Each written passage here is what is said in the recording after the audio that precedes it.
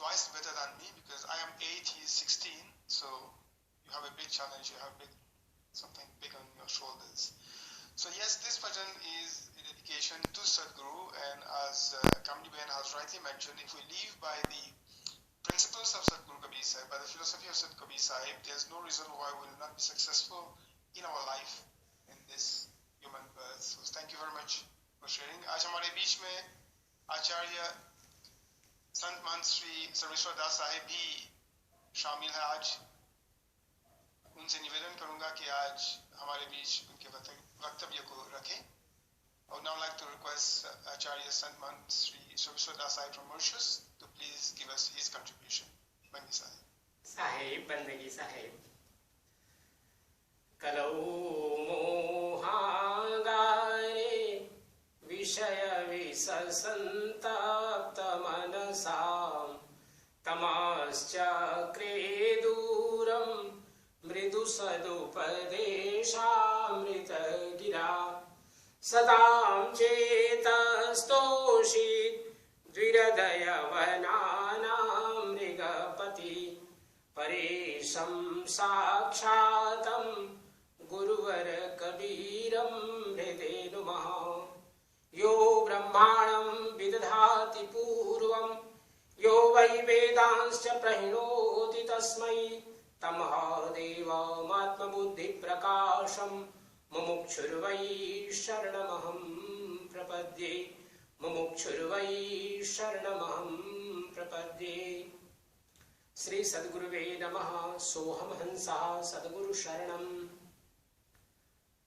परमादरणीय परम श्रद्धेय महंत साहिब जी और इस समय सद्गुरु कबीर एसोसिएशन ऑफ टोरंटो के जूम सत्संग माध्यम से जितने भी जुड़े हुए हमारे आदरणीय महंत साहब हैं, भक्त हंसजन हैं, सभी को हमारे मॉरिशस देश के महंत साहिबों और भक्तों की ओर से देवमित त्रैवार साहेब बंदगी साहेब बंदगी साहेब बंदगी।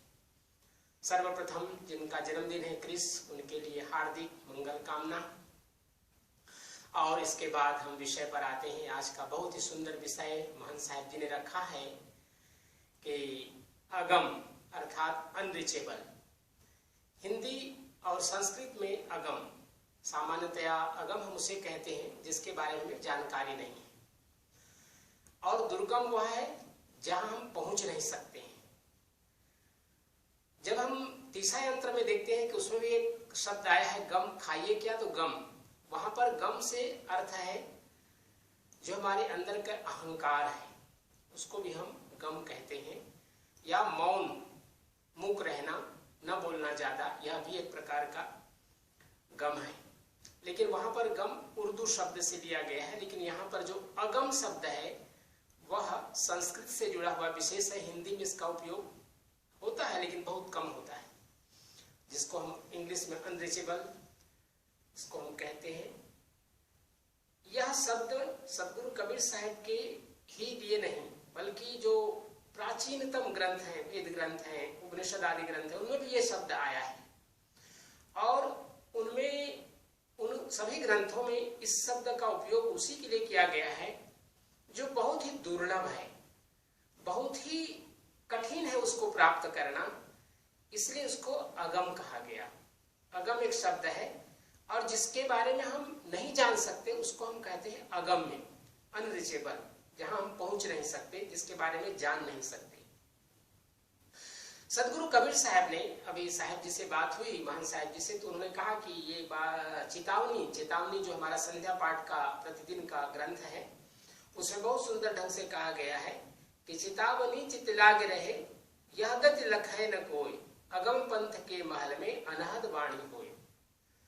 अगम पंथ ये साधना का विषय है, और जो साधक है वे जानते हैं कि अगम के जो पंथ है इसको हम किस रूप में अनुभव करते हैं, क्योंकि तो कथनीय नहीं है, ये अकथनीय है, इसकी हम व्याख्या नहीं कर सकते। वो वही लोग जान लेंगे जो साधना करते हैं, जो साधक है। तो अगम पंथ के महल में अनहद वाणी होई, वहां पर जो वाणी होती है उसके लिए कोई बजाना नहीं पड़ता, किसी चीज का स्पर्श करने की आवश्यकता नहीं है, वो अनहद है, उसमें किसी प्रकार के आहत करने की आवश्यकता नहीं है, चोट पहुंचाने की आवश्यकता नहीं है। और यह है अगम पंथ। सदगुरु कबीर साहब के लिए एक साखी और है, उसकी प्रथम जो पंक्ति है वो मैं विस्तृत हो रहा हूँ, जिसमें कहा गया गीता का जहाँ गम नहीं तहाँ सदगुरु का देश। अर्थात गीता से अर्थ यहाँ पर यह अर्थ है कि जो हमारे ज्ञान के भंडार है, ग्रंथ है, वेद है, पुराण, उपनिषद आदि, उन सब के माध्यम से भी जिस लोक को हम नहीं जान सकते, उस देश का नाम है सदगुरु का देश, और वो अगम है। अर्थात वहां तक पहुंचना कठिन नहीं, बहुत ही कठिन है। कोई बिरला ही वहां पर पहुंच सकता है। और इसी प्रकार से सागर ग्रंथ हैं, सागर ग्रंथों की चर्चा हम लोग बराबर करते रहते हैं अपने प्रवचनों में, और इनमें हम जानते हैं सागर ग्रंथ में अनुराग सागर है, बोध सागर है, ज्ञान सागर है, इसमें 11 सागर ग्रंथ हैं, और इसमें छोटे छोटे और भी उसमें ग्रंथ जुड़े हुए हैं। तो एक ग्रंथ है, एक सागर ग्रंथ है जिसका नाम है अनुराग सागर। अनुराग सागर का जब मंगलाचरण किया जिन्होंने उसकी रचना की, उन्होंने बहुत सुंदर एक बात कही। क्या कहा उन्होंने कि प्रथम बंदव गुरु चरण जिन अगम गम्य लखाइया, गुरु ज्ञान दीप प्रकाश करी पद खोज दर्श दिखाइया, जेहि कारण सिद्ध्या पचे सो सदगुरु कृपा से पाइया, अकह मूर्ति अमीय मूर्ति ताहि जाय समाइया। अर्थात यह जो मार्ग है, विशेष करके जो हम कबीर पंथ में लोग चल रहे हैं, सदगुरु कबीर साहब के मार्ग में, यह खांडे का धार है, खांडे की धार का मार्ग है। खांडा कहते हैं तलवार को, और तलवार का जो धार होता है कितना तीक्ष्ण होता है। तो वह मार्ग है कबीर पंथ का मार्ग, जिसमें चढ़े तो चाक है प्रेम रस और गिरे तो चकनाचूर। इस मार्ग में चलने वाले व्यक्ति के लिए बहुत ही सजग रहने की आवश्यकता है। थोड़ी सी भूल हुई और फिर गला कट गया। तो सदगुरु कबीर साहब के इस पावन परंपरा के अनुसार से, जिसके बारे में सदगुरु कबीर साहब के लिए कहा गया गीता का जहाँ गम नहीं सदगुरु का देश, ये जो सदगुरु का मार्ग है ये सदगुरु के द्वारा ही प्राप्त है। हम संसार में बहुत से ज्ञान प्राप्त करते हैं, भौतिक विषयों के बारे में, हम अपने जीवनचर्या के बारे में, हम लोग इलेक्ट्रॉनिक मीडिया से हम सब लोग जुड़े हुए, तभी तो ये कार्यक्रम हो पा रहा है जूम के माध्यम से। तो देखिए इसमें भी कितनी चीजें, हमारे हाथ में मोबाइल है, लेकिन मोबाइल के बारे में हम सब कुछ नहीं जानते, तो उसके लिए कोई ना कोई गुरु है जो हमें बता सकता है उसके बारे में। तो इसी प्रकार संसार के जितने भी विषय हैं, पानी के अंदर की जो वस्तुएं हैं, गगन आकाश से जुड़ी हुई जो वस्तुएं हैं, विज्ञान के अनेक विषय हो सकते हैं जिसके बारे में हमें गुरुजनों से ज्ञान प्राप्त होता है। इसी प्रकार हमारे माता पिता भी हमें ज्ञान देते हैं जो उनके पास में ज्ञान होता है। लेकिन ये जहां पर अगम की बात आती है, अनरिचेबल की बात आ रही है, यह वह मार्ग है जहां पर कोई बिरला ही पहुंच पाता है। और उसके लिए सदगुरु कबीर साहब एक बहुत सुंदर एक भजन उन्होंने गाया है, जो हमें शब्दावली में इसका ये भजन मिलता है। लखे कोई बिरला पद निर्वाण, तीन लोक में है जमराजा, चौथे लोक में नाम निशान, याही लखत इंद्रादिक थक गए, ब्रह्मा थक गए पढ़त पुराण, और गोरख दत्त वशिष्ठ व्यास मुनि, शंभु थक गए धर धर ध्यान। कहाँ कबीर कोई लखे बिरला, सदगुरु लग गए जिनके कान। अर्थात जिन्होंने गुरु की शरणागति प्राप्त की है, अर्थात बिना गुरु के ज्ञान प्राप्त नहीं हो सकता। हम ग्रंथों में अध्ययन कर सकते हैं, ग्रंथों के माध्यम से हम पढ़ सकते हैं, हमारे पास थ्योरिकल नॉलेज हो सकता है, हम थ्योरी जान सकते हैं कि हम साधना कैसे करें, हम साधना के पथ में चलने में जो समस्या है उसका कैसे समाधान करें, यह हमें ग्रंथों के माध्यम से पढ़ने से मिल सकता है। लेकिन इस मार्ग में चलने के लिए एक अनुभवी ज्ञानी सदगुरु की आवश्यकता है जो स्वयं चला हो।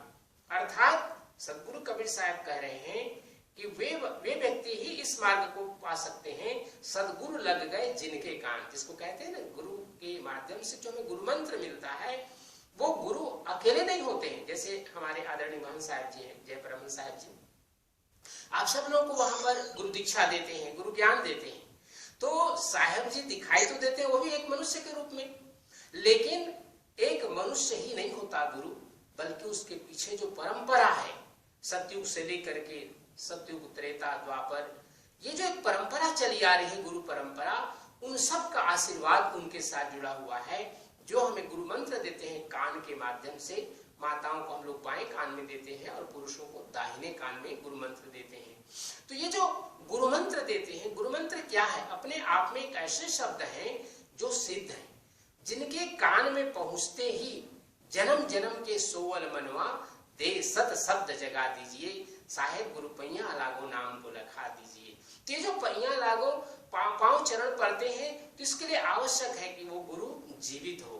हम ग्रंथों के माध्यम से, जैसे मैंने कहा, हम ज्ञान प्राप्त कर सकते हैं, लेकिन साधना में आगे नहीं बढ़ सकते। साधना में आगे बढ़ने के लिए कोई सच्चा सदगुरु जो स्वयं उस मार्ग पर चल रहा हो, उसी की आवश्यकता होती है, और वही वो हमारे इस अगम्य पंथ को लखा सकता है, जिसके बारे में कहा गया कि यही कारण सिद्ध्या बची, अर्थात जो सिद्ध लोग थे वे भी थक थक करके हार गए। क्यों?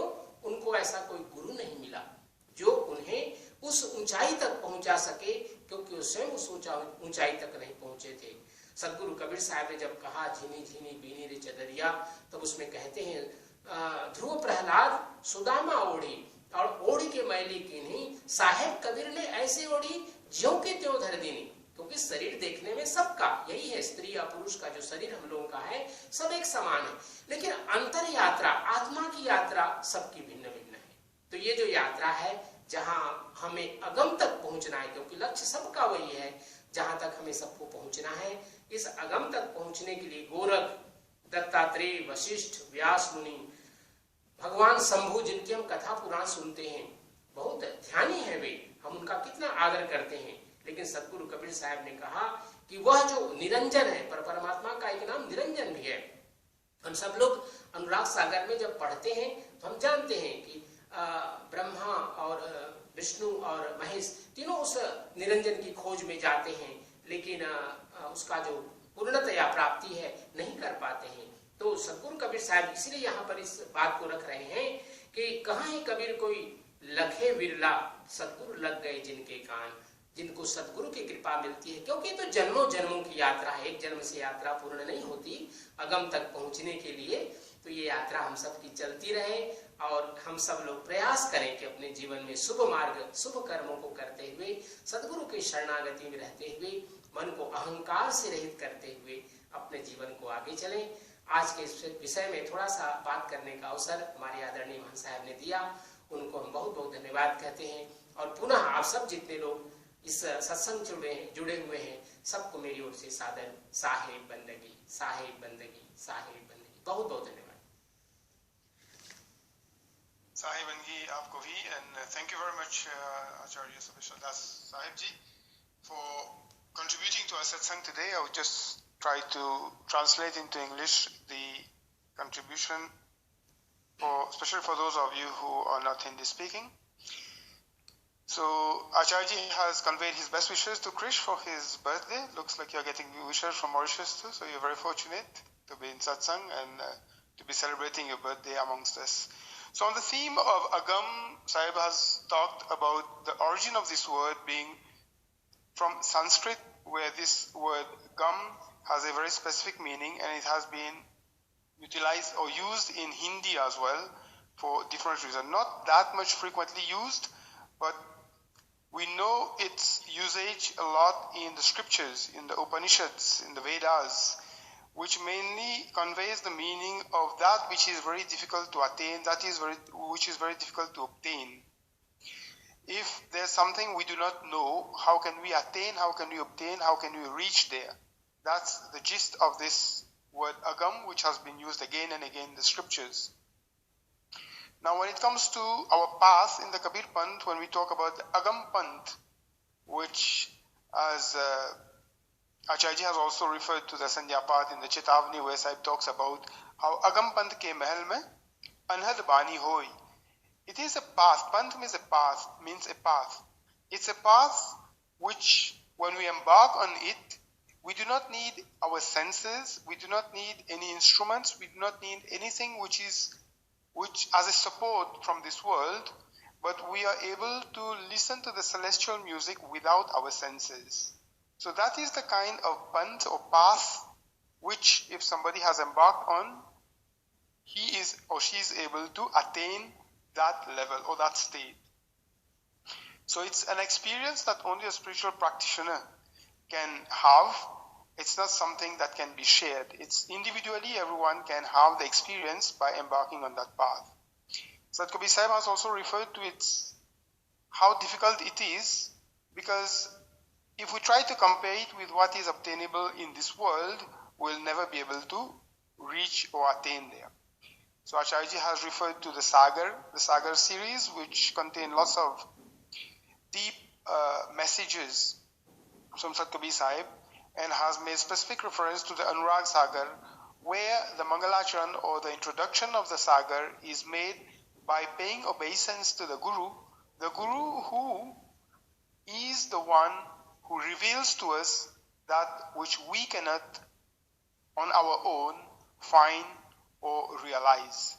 So this is why this path in the spiritual path, in the Kabir Panth is referred to as a path which is very, very difficult, Khande ki dhar, which means that it's equivalent to walking on the edge of a sword.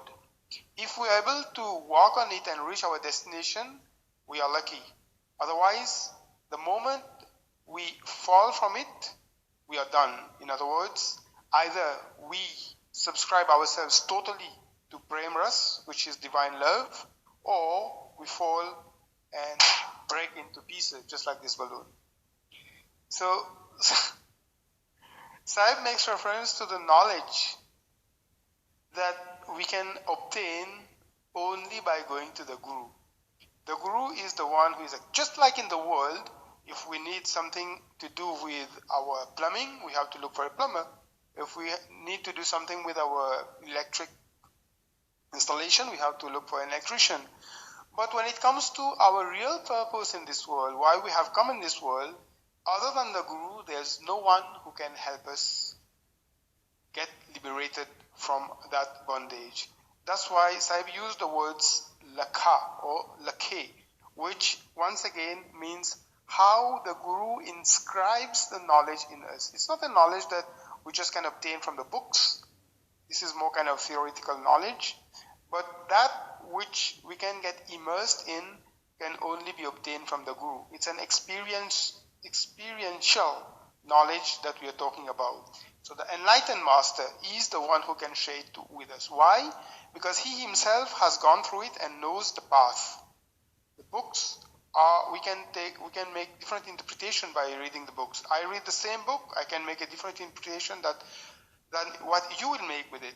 But experiential knowledge, it cannot be wrong. It's something that we feel, we experience, we realize.